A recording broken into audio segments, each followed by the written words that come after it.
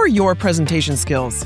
In this episode, you're going to learn the top 7 presentation mistakes and, importantly, specific advice on how you can avoid or correct these mistakes so you can deliver truly impactful presentations at work. Welcome to the Talk About Talk podcast. My name is Dr. Andrea Wojnicki. Please call me Andrea. I'm an executive communication coach at Talk About Talk, where I coach ambitious leaders and aspiring leaders to communicate with confidence and credibility so you can achieve your career goals. You can learn more about what we do at Talk About Talk if you go to talkabouttalk.com. You'll find plenty of free resources there, plus information about my keynote speaking, corporate workshops, small group masterclasses, online courses, and more. I also have a free bi-weekly email newsletter where you can sign up to get free communication skills coaching from me every 2 weeks in your inbox. Okay, let's get into this. The top 7 presentation mistakes and how to correct these mistakes to ensure that you deliver impactful presentations at work. Mistake number 1 is not providing a roadmap. Have you ever been sitting in a meeting or maybe in an audience when someone stands up to give a presentation and they start talking and you have absolutely no idea where they're headed? That is what I'm talking about here. Big mistake. Have you ever pressed play on a podcast episode without knowing what it's about? No way! Exactly. Instead, here's what you should do. Start with the headline. Then tell them what you're going to present. Here's the thing about business communication that we all need to remember, and this goes beyond presentations, even in things like commenting in a meeting or even writing emails. Suspense is way overrated in business communication. You need to get to the point. You need to start with the headline. In the context of a presentation, provide a roadmap. For example, you could say, I'm going to summarize our Q2 financials and then highlight 3 key insights that we need to focus on to improve our results in Q3. Or you could say something like, I'm going to share with you 7 common presentation mistakes and tips for what you can do instead. Do you see what I did there? Do you get the idea? Sharing your headline and then providing a roadmap helps your audience understand why they should pay attention. It also shows respect for your audience, which leads me to the second mistake. Mistake number 2 is not understanding your audience. By now, we all know that understanding your audience is critical to capturing their attention. Maybe you're teaching a workshop. So you ask the workshop organizer, who's going to be in the audience? How many people will be in the room? What career stage are they at? Are they junior, mid-career? Or are they senior leaders? Or is it a mix? How old are they? Does this audience skew male or skew female? Or is it mixed? Here's the thing about this list. These are demographics, and that's table stakes.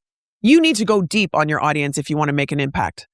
Do they care about your topic? How much do they know about your topic? What do they care about? The more you know about what they know and what they care about, the more your message will resonate. Beyond these psychographic dimensions, it'll also help if you understand exactly what's going on in the moment for these people in your audience. What time of day is your presentation? Are they hungry? Are they tired? Will they be rushing in after fighting in morning rush hour traffic?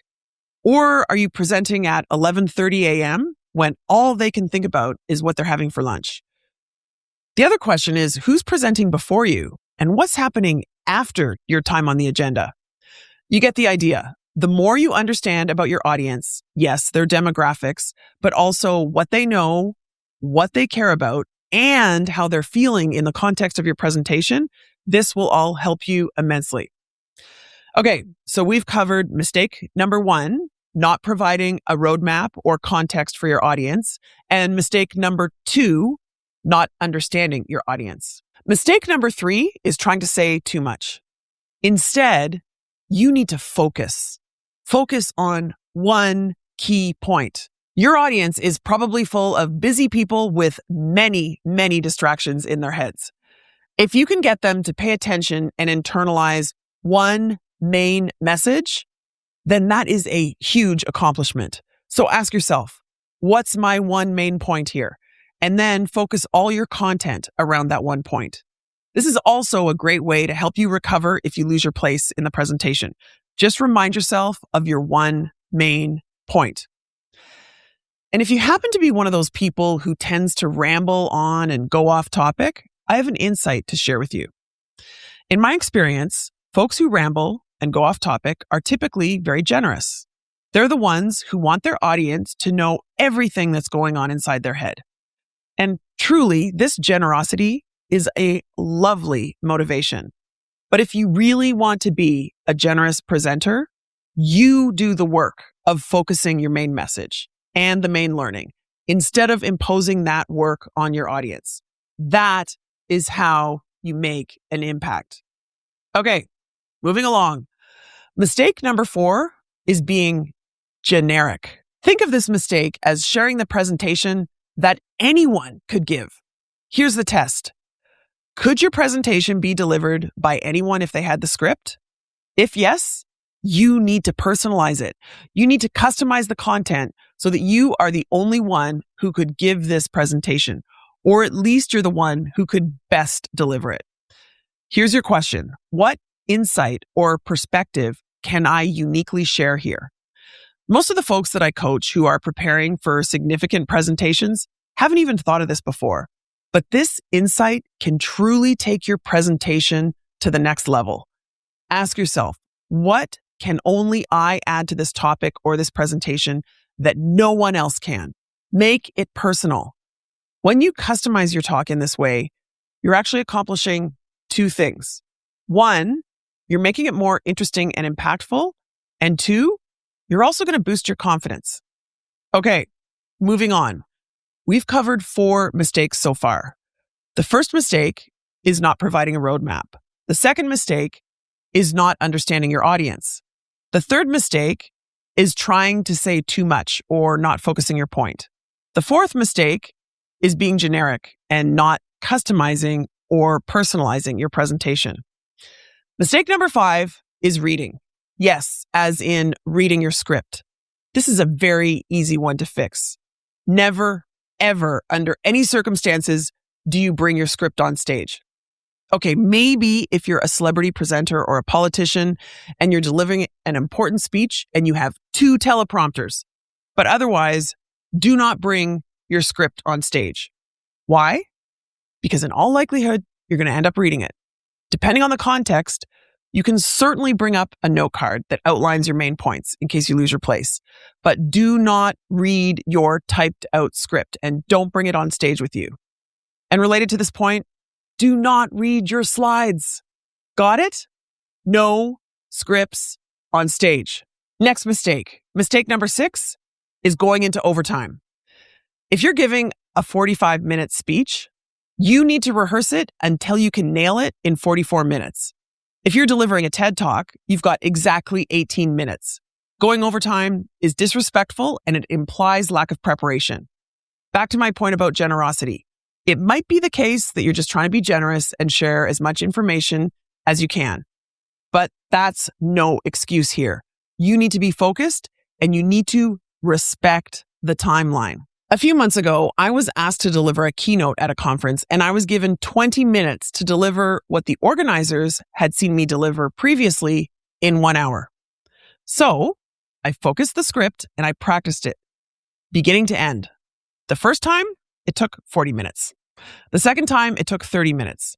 And the third time, it was just under 20 minutes. I knew exactly what I could say and what I needed to cut. And when I went on stage, guess what happened? Muscle memory kicked in and I was able to deliver it within the short 20 minutes. Do not go into overtime. Now, the last common mistake that people make when they're delivering presentations is in the context of the Q&A. This is the question and answer period that sometimes happens at the end. What do you do when someone asks you a question and you don't have an answer? The common advice here is to respectfully say, I don't know, but I'll get back to you. And here's the thing. That's fine. But I have a much better suggestion. Before you get out on stage or in front of the room, remind yourself of your expertise. You do not know everything, but you do have unique insights and experiences. You do have unique and valuable knowledge and expertise. It's inevitable that someone will ask you a question that you don't have an answer for. Instead of responding with the cliche, I'll look into it and get back to you. We hear this all the time, right? Consider this instead to be your chance to reinforce your unique expertise or your personal brand. Instead, try something like, that is an insightful question, something I haven't considered before. Based on my expertise, based on what I do know, here's what I'd say. And then you tell them, based on your experience and your expertise, what your opinion is or what your perspective is. And depending on the context, you might also follow up with, and I'm going to do some research and find the answer to this question and confirm with you as soon as possible. But sometimes your perspective on something, given your unique experience and expertise, is all you need. Okay, that's it. Those are the 7 common mistakes that I see people making when they're preparing and delivering impactful presentations. You may have noticed that the first 4 mistakes, numbers 1 through 4, are all related to preparation, things that you can fix when you're preparing, and number 5, 6, and 7 are about your delivery. Okay, so you're planning your presentation. Mistake number 1 is not providing a roadmap at the beginning for your audience, not telling them why they should pay attention. Mistake number 2 is not understanding your audience in depth, not going beyond simple demographics. Number 3 is not focusing your main point, not being generous by doing the hard work yourself of clarifying your main point instead of imposing that work on your audience. Number 4 is not customizing or personalizing your presentation. In other words, being generic. Now you're on stage. You're delivering the presentation. Mistake number 5 is reading your script. Do not bring your script on stage. Number 6 is going into overtime, not respecting others' time. And number 7 is handling tough questions with, I'll find an answer and get back to you. Not grounding your answer in your unique expertise and experience. You can find a summary of these 7 mistakes on your device in the show notes for this episode. Take a look and review them there. And whatever platform you're listening on, I encourage you to hit subscribe so you can continue to improve your communication skills. Thank you for listening to Talk About Talk, and talk soon.